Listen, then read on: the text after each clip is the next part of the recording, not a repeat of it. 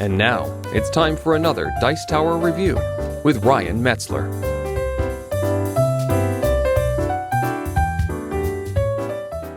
Hey everyone, it's Ryan Metzler here again, and today we're going to be taking a look at Sticheln, one of my favorite card games. And I guess that's probably ruined the final portion of the video for several of you, but anyhow, this is a game for 3 to 8 players, and it's a trick-taking card game, in which you're going to be choosing one suit which you're trying to avoid, and then trying to collect the rest of the suits. All of the suits that you're trying, or all of the cards that you get of the suit you're trying to avoid are going to be negative points, while all of the cards of all of the other suits will be 1 positive point per card. And every player will have one suit that they're trying to avoid. The objective being to give that person or those people these suits they don't want. So why don't we take a quick look at the gameplay and what comes inside that box, and then I'll come back and give you my final opinions on it, which you've already heard. So here we have the contents of a box of Sticheln.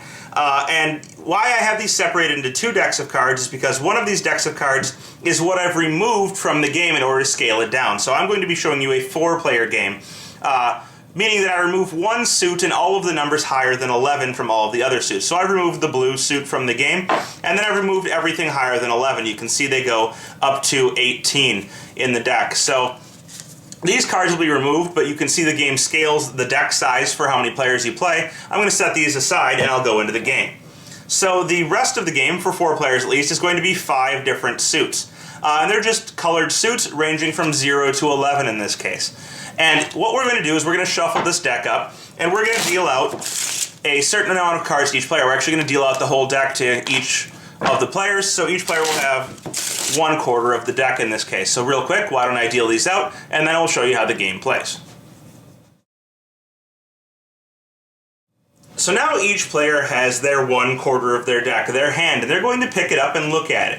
And at the start of each round, they're going to go through all of their cards. They're probably going to arrange them by color and then by number. And they're going to find out which one of their suits they think they're kind of strongest in, which one they're able to most aptly avoid taking throughout the game, because they're going to want one suit that they don't want to take any cards in. And so from looking at these, my greens are a little high. I feel kind of comfortable in yellow. I have a couple of higher yellows, but they're not too bad. So I would choose maybe a yellow card, and I would put 1 card down in front of me. So why don't we say that I choose this 2 of yellow. All right, and I put this down in front of me, next to where my cards are in front of me. And everyone else, likewise, is going to go through their hand of cards and choose a card they don't want, or a suit that they're going to try and avoid taking. So maybe this player chooses red. They're going to put this card down next to themselves. And this player here, let's say they choose, well, purple's looking pretty good for them. They have a 0 in their hand. So they choose their purple card and they put it down. And this last player, let's say just for fun, they also choose red. All right, and they put that card down. After everyone has chosen a card, they're all going to reveal which card they've chosen, so they'd all flip them up. And in this case, we can see 2 players have different colors, and then 2 players share a color, the red ones. And these are going to be negative points for them. So right off the bat, the player in front of me here is at -2 points, this player is at -1, and these 2 players are at an even 0 points. And from this point on, the game is essentially a trick-taking game. And what you're going to have here is you're going to have your hand of cards, and you are going to lead a color of cards. So let's say, for example, this player doesn't want yellow. Let's say maybe they're going to lead the 11 of green. Okay, that's fine and dandy. Now, everyone after them has the choice of either following suit or not following suit. Any suit that you decide to follow, for example, if this player to follow with a green card, he only has the 0 of green. Zeros can never win a trick, but let's say he follows with the green 0. The 11 is still winning this trick. After that, let's say this player here also follows green. Okay, he's going to follow with a 5. The 11's still winning. This last player likely wants to take this because this is 3 positive points for him. If he gets these cards, it's 1 positive point per card in the trick. So if he were to take it, it would actually be 4 positive points. So let's say he doesn't want to play green now. He wants to play any other color because any other color than green is going to be trump. Essentially, each trick, there are 2 colors. The played or led suit, which in this case is green, and then every other card, every other suit is going to be trump except for zeros. So he can play any of these cards. Now the only one he wouldn't want to play is a red card, because if he were to play this, he would win with the red trump, but this card would go in his stack, meaning he has 5 negative points, while the rest of these cards go face down and are worth 1 point apiece. So he wouldn't play this red 5, he'd probably play his lowest card that he doesn't really care about. So let's say he plays the 1 brown.